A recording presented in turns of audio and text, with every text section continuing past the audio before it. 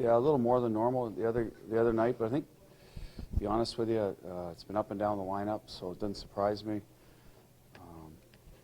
Camphor the night before steps in, and now it's Clifton. I mean, Grizz has played a lot of hockey for us, but nice to see it from him. So, as I said yesterday, I think nobody wins without the secondary scoring long term in the playoffs, and we're certainly getting the benefit from it.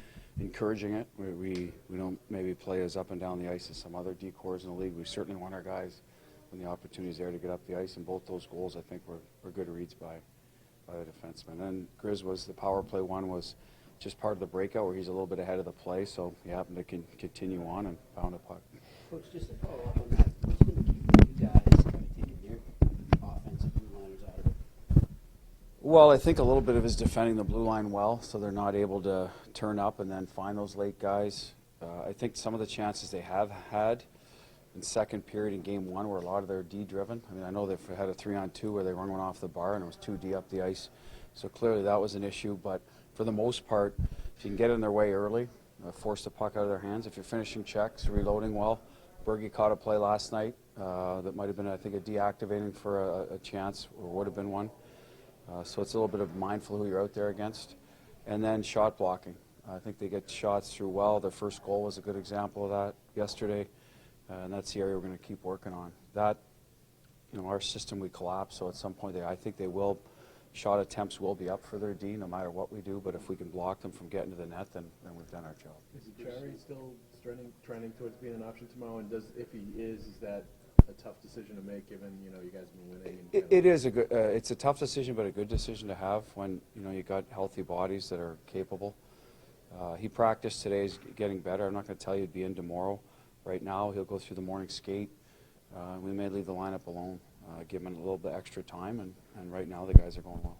Bruce, on Coyle's line, Charlie and Marcus, they had some chances to establish some chemistry before the playoffs, but Danton, since he's moved in there, has he kind of executed the learning curve he needs to? Yeah, I think with Danton, one of the attributes he has is his hockey IQ, so he can slide in and figure out in a hurry what does Bergie and Marsh need. He's been up there. How do Kretsch and Jake play? He's been there. He's started here last year with Corrali and wouldn't have been Wagner. Sorry, Corrali and with Schaller, I think at the time anyway. So he's played with guys that are more bottom of the lineup. So he's pretty good at that, figuring out where to contribute without getting away from his game. He likes to make plays. He's certainly going to shoot it when he has it. He's been better on the walls. Always willing to block shots. So those parts of his game don't leave him, but he's smart, so he knows what the other guys need. I think he's starting to see that with he's being part of those three-way passing plays now because he's in the right spot. They all like to make plays. Yeah, that's a bit of the problem with that line is that there's not a shot mentality. All three are, but I think they understand it now that, listen, one of us has to when we're in a good spot. I thought Marcus was going to shoot yesterday and he dished it to Grizz, so it ended up working out.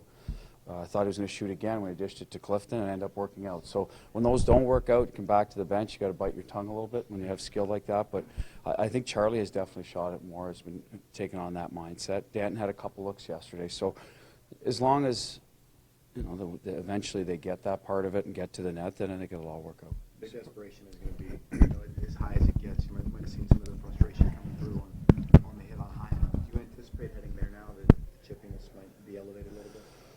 I don't worry about that, to be honest. We can match up with anybody in that regard. I do agree with the first statement about the urgency. I think they haven't lost at home. They've played a strong game in their building. I think they've been a younger, newer team to the playoffs. I think that's really fueled them a lot. I hear it's real loud in there. I've been in there when it's loud, so we'll anticipate that atmosphere. But the chippiness, I don't know. I imagine they'll be physical. They have been every game or tried to, and we'll match that with our physicality and go from there. But I suspect the urgency level will be high and it'll be loud in there, and they'll feed off that early. This year, on the road in the playoffs, one elimination game against Toronto, and you closed out Columbus. What do you feel has made you guys so comfortable on the road? Veteran guys. They've been there. They've won a cup on the road. They've played big games on the road. So I don't think it phases them where they play. And our younger guys kind of will feed off that sort of calmness with them.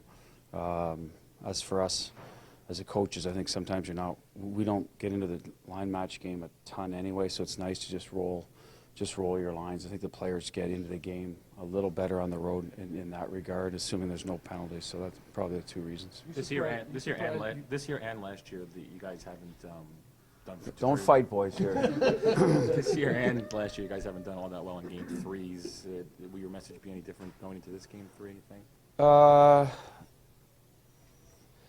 I don't know. That's a good question. I haven't thought about. I know last year.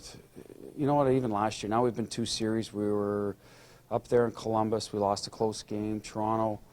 I thought we weren't bad. So the message won't change a lot in terms of the first 2 games in this series. We want to be on time.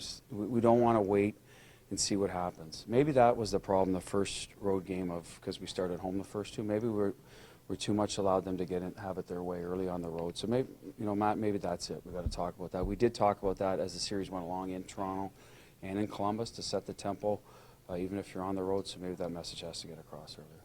You surprised that Marchand was able to get Justin Williams to take the bait yesterday? Does that kind of maybe speak to frustration that they're feeling a little bit? Well, I mean, he said it himself that he should know better in those situations, and when those things happen, whoever gets called, the other guys, usually getting the last laugh, and the other guy's probably wishing he hadn't, because it's happened to us before. We retaliated. Corrali did in the first power play goal they scored against us in game 1, so it happens. You want to be on the right side of it. I'm sure he's forgotten about it by now, and will do his best to atone and play well. He's a good player. He's I think their leader over there. They seem to feed off his energy, so I suspect their discipline will be better. You're up 2 games headed down there. How do you feel about the series? How it's gone so far? I mean, you expected this? I don't know. The obvious answer is, I like the way it's going because we're up 2. I like our third period a lot in game 1, our resiliency there. I like that we made a few adjustments and were able to score going forward from the third period to yesterday. So that part of it. And I like the way we defended yesterday more than anything. I know we scored 6, but I thought we did a really good job limiting their chances, especially 5-on-5. So you're always going to be in the game if the puck doesn't go your way. So did I expect this? No, we wanted to be in this situation. We prepare to win every game, but listen, it's only 2. A lot can happen. So we're focused right now on game 3. Take care of business there. It's going to be a lot more difficult, and I think our guys will be ready.